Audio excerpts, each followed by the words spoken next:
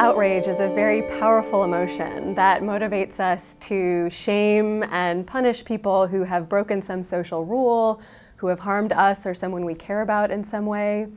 And there are many benefits of moral outrage, but there are also many costs. So the benefits can fall into two broad categories.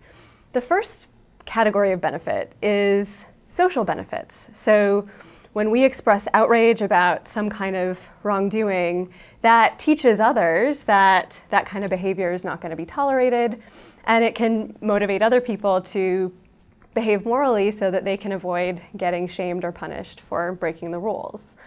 The other kind of benefit that moral outrage brings about is personal.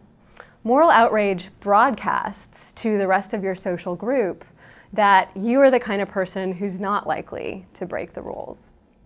So these two benefits of expressing outrage have to be balanced against the costs of outrage. So expressing outrage carries some risks, particularly in the day-to-day world. If you approach a stranger on the street, let's say, for littering, there's a chance they might retaliate against you. There's a chance that they could physically aggress against you.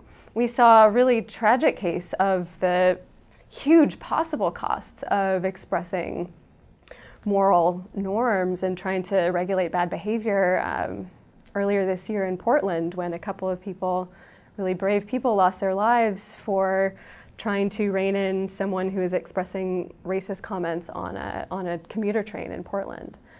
So it can be risky to express outrage, it can be uncomfortable, stressful.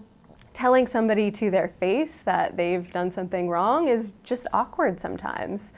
So when we are expressing outrage, we really have to weigh these costs against the benefits. And evolution has equipped us with a really fine-tuned calculus for making these kinds of decisions in interpersonal, face-to-face interactions.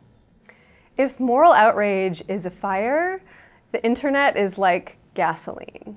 So when we think about the costs and benefits of expressing outrage, what social media does is it turns down all of the costs and dials up the benefits.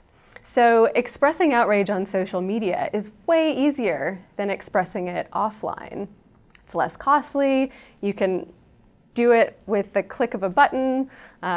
You can join a large crowd, so hiding amongst a lot of other people really takes down the riskiness of expressing outrage towards a person who's broken some norm.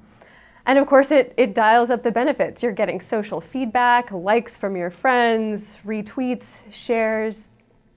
And the audience, of course, is so much bigger on social media than it is offline. So the reputational benefits of expressing outrage are massively bigger when you take it online.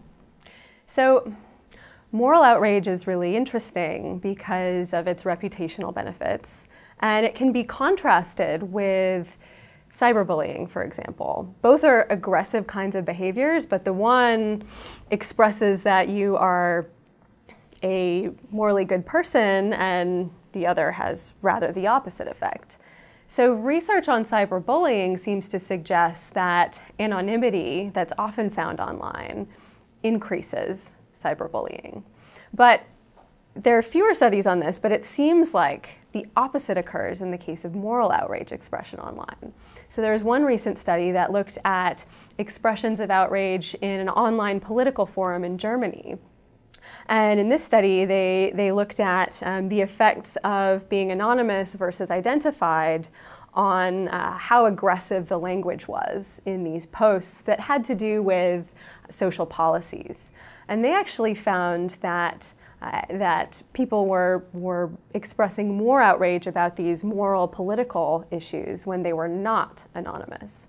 So that seems to contrast with what is typically seen for cyberbullying.